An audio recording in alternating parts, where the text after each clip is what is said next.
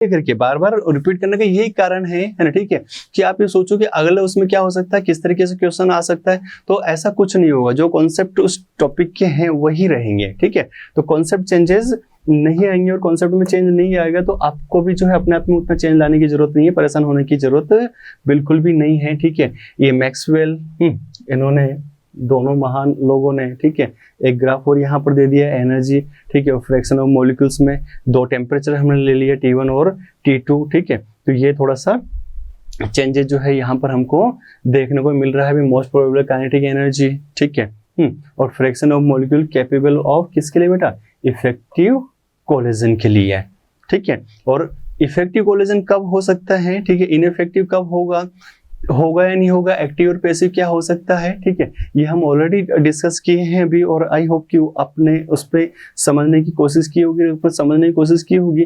तो किसी भी तरीके के ग्राफ आ जाए, किसी भी तरीके के क्वेश्चंस आ जाए, आप आसानी से उनको सोल्व कर सकते हैं, ठीक है। अब यहाँ पर देखो बेटा, जैसे rate of any chemical reaction, ठीक है, किसके बराबर हो सकती है बेटा, कोलिजन फ्रीक्वेंसी, है ना, ठीक है, और मल्टीप्लाइड, है ना, किससे, fraction of the total number of effective collision, ठीक है। या फिर क्या हो सकता है, कोलिजन फ्रीक्वेंसी। कोलिजन फ्रीक्वेंसी क्या होती है अभी हम ऑलरेडी देख चुके हैं ना बेटा, ठीक है। तो fraction of the total number of collision in which kinetic energy of the colliding molecules equal to किसके बेटा, एक्टिवेशन एनर्जी के या एग्जिट ओवर इट, ठीक है। तो ये यहाँ पर डिपेंड करेगा क्या, रेट ऑफ केमिकल रिएक्शन, ठीक है बच्चों, है ना। अब जैसे अपन ने जो देखा था, अगर बाइमोलिकुलर रिएक्शन, भाई जनरली देखो एक ही मॉलिक्यूल एक दूसरे मॉलिक्यूल से कब तक रिएक्शन करेगा, ठीक है ना। रिएक्शन होगी या नहीं होगी वो पॉसिबिलिटीज डिपेंड करती है, लेकिन बाइमोलिक्यूल ले लिए A+B, जो अपन ने जैसे लिया था कि एक मॉलिक्यूल जो है वो A है और दूसरा क्या है अपने पास में B है, ठीक है। तो कोलिजन बिटवीन रिएक्टेंट मॉलिक्यूल्स, है ना, इस तरीके से होंगे, टकराएंगे, ठीक है। टक्कर होती है तो चिंगारियां तो उठेगी ही, ठीक है। तो एनर्जी रिक्वायरमेंट उसको अपन क्या कह रहे हैं, एक्टिवेशन एनर्जी। देखो लाइफ में भी ऐसी जरूरत होती है अपने को, ठीक है। क्या हो बेटा, यहाँ पर प्रोडक्ट का फॉर्मेशन हो गया, है ना, और आप आसानी से समझ सकते हैं। तो यहाँ से यहाँ तक पहुंचाना था ना, इसको यहाँ से यहाँ तक पहुंचाना है, ठीक है, उसको पार करवाना है। इसलिए जो काम आ रहा है वो कौन काम कर रहा है, यहाँ पर एक्टिवेशन एनर्जी काम कर रही है, ठीक है। तो हम इसको 2-3 तरीके से देख चुके हैं और आसानी से समझ गए हैं, ठीक है। अब देख सकते, अगर अपन इसको ओरिएंटेशन देखें भी कैसे होता है, जैसे मान लीजिए कि एक मॉलिक्यूल अपन ने ले लिया, क्या होगा यहाँ पर, ये देखो, है ना, CH3Br लिया, इसकी रिएक्शन हमने किसके साथ में चलाई बेटा, यहाँ पर OH के साथ में रिएक्शन चलाएंगे, ठीक है। तो अपने को पता है कि Br को बाहर निकलना है और OH को जुड़ना है, क्योंकि किस कारण से, इलेक्ट्रोनेगेटिविटी, ठीक है। लेकिन दो चीजें होगी, अगर इम्प्रॉपर ओरिएंटेशन होगा तो प्रोडक्ट का फॉर्मेशन नहीं होगा, और प्रॉपर ओरिएंटेशन हुआ तो प्रोडक्ट का फॉर्मेशन हो जाएगा, ठीक है। ये बहुत जरूरी बात होती है, ठीक है ना, कि भाई टकरा तो गए हैं लेकिन टकराए किस तरीके से है, ये भी इंपॉर्टेंट है, ठीक है। तो यहाँ पर क्या हुआ कि ये तो नेगेटिव है ना, और ये क्या बनेगा, पॉजिटिव, ये ब्रेक होगा। अगर Br बाहर निकलता है तो ये कार्बोकेटाइन का फॉर्मेशन हो जाएगा ना, ये रिएक्शन मैकेनिज्म में हमने देखा है, ठीक है। तो अगर ये कंपाउंड यहाँ पर आया है, तो ये क्या हो गया, इसको निकलना था लेकिन ये अपनी मर्जी हो रही है अपनी, ठीक है। तो कोई प्रोडक्ट का फॉर्मेशन भी जिन दो को मिलना था, जो दो लोगों को मिलना था वो दोनों अलग अलग चल दिए, ठीक है। तो मिलेंगे कहाँ से, तो उसी तरीके से अगर ये दोनों ने अपने अपने रास्ते चेंज ही कर लिए तो प्रोडक्ट का फॉर्मेशन तो हो ही नहीं सकता। अगर दूसरा क्या होगा, यहाँ पर ये जो बन रही है इसको अपन क्या कहते हैं, ट्रांजिशन स्टेट कहेंगे, ठीक है। और ये क्या होगा, एक इंटरमीडिएट का फॉर्मेशन होगा, ठीक है। अब ट्रांजिशन स्टेट में एक्चुअली होता क्या है कि जब न तो प्रॉपर्ली Br बाहर निकला ना OH प्रॉपर्ली जुड़ा है, ठीक है, ये कुछ ही समय के लिए बनती है, ठीक है। SN2 टाइप की जो रिएक्शंस होती है, ठीक है, उस तरीके से रिएक्शन होगी, और फिर फाइनली क्या होगा, जिसको निकलना है उसको निकलना तो पड़ेगा ही बाहर, ठीक है, तभी जाके प्रोडक्ट बन सकता है। तो ये बेचारा गरीब क्या हो गया, यहाँ पे Br- बाहर निकल गया और फाइनल प्रोडक्ट का फॉर्मेशन ऐसा हो गया, लेकिन क्या हुआ, डायरेक्शन जो है उसकी चेंज हो गई, है ना, ठीक है। तो ये SN2 रिएक्शन को रिप्रेजेंट करता है ना, इस तरीके से हमने देखा हुआ है, ठीक है।